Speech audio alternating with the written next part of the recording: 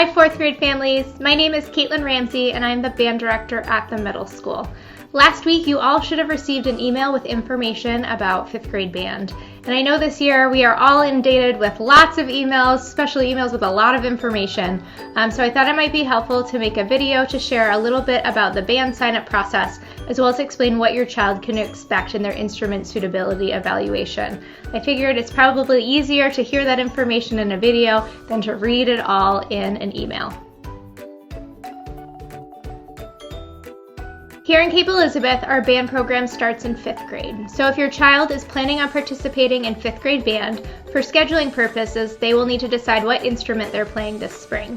And in order to help families and students make an informed and thoughtful decision, we offer 4th grade instrument suitability assessments for all students every year. The goal of these assessments is to provide families with feedback about what instruments students will have the greatest success on, what instruments might have some natural challenges for them. Our goal is to get students placed on an instrument they're going to be successful at right away, so they'll have more fun, they'll be more engaged, and hopefully they'll stick with it.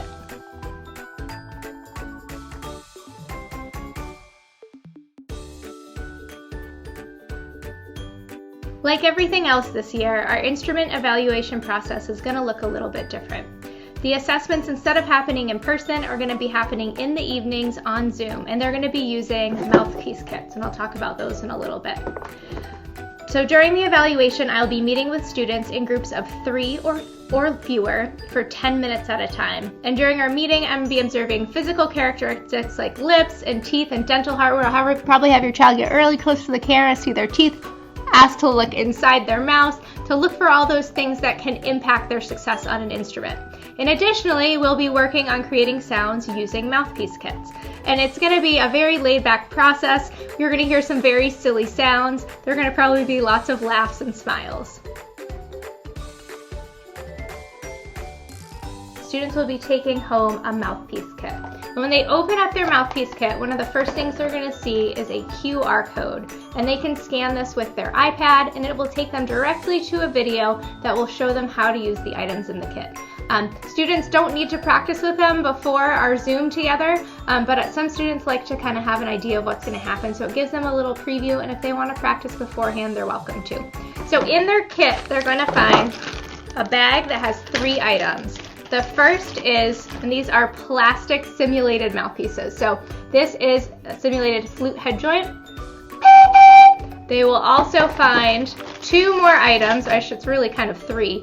It is a mouthpiece cup and stem. So when I put this together, this is a trombone or euphonium mouthpiece.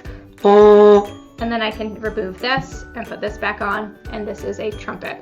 Now, while these aren't all the instruments, these mouthpieces aren't all the instruments that are possible in band, it helps give us a good baseline for students. And something that's really important, after students have done using their mouthpiece kit, they do need to bring that back to school. They do need to bring that back to school because we need to collect those so we can redistribute them. And I've worked with Nurse Taylor to make sure we're following all up-to-date CDC guidance, and to ensure the safety of our students, the mouthpiece kits are going to be sanitized according to that current guidance. So we need to make sure we get them back in time so we can properly sanitize them and then redistribute them to the next group of students.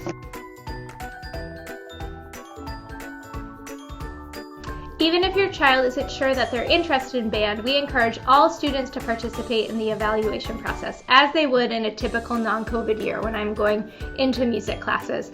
And I can assure you there are many current high school band members that were once reluctant 4th graders that weren't sure if they were going to join band, and they are still playing all these years later. So we encourage all students to participate just as they would in a non-COVID year. As with almost everything this year, there is an added layer of logistical complication. So in order to distribute and redistribute mouthpiece kits and schedule evaluations for every single 4th grader, the dates have been organized by homeroom and cohort. So these evaluations are going to take place between April 5th and April 27th, and each kind of homeroom and cohort will have a different window of the evaluation process. So between April 5th and April 27th, your child will be taking home a mouthpiece kit on their designated homeroom's day. They will complete the instrument evaluation on Zoom with me sometime within 3 days of taking home that kit. and then they will need to return that kit on their designated day. So for our hybrid students, they'll be returning it on their next in-person day. If they're a remote student, their parents will be returning those to the school on that designated day. This upcoming Monday and Tuesday, March 29th and 30th, I'll be zooming into all 4th grade music classes to meet students, talk about band, and explain a little bit about how the instrument suitability assessments will look. If your child's a remote student, I'll be sending a video introduction with all of that same information through their classroom teacher so they're able to watch it. Then on Tuesday, March 30th, all 4th grade parents will receive an email that has a link to sign up their child for their instrument suitability evaluation. And please note that we do have some classes are going to be starting their evaluations as early as April 5th, so we ask that you try to get those signups in soon. In mid-May, 4th graders will be watching an outdoor CEMS band and chorus demonstration. And that day, the results of the instrument suitability assessments, as well as information about how to sign up for middle school band and middle school chorus, will go home with students. 4th graders will need to sign up for band and chorus if they're choosing to do that by the end of May. We do have a lot of students that participate in both ensembles. So that'll be down the road, and we'll be sending more information about that. But we'll get that information to you so you and your family can make an informed decision so we can get kids on the right instrument to be part of the band program.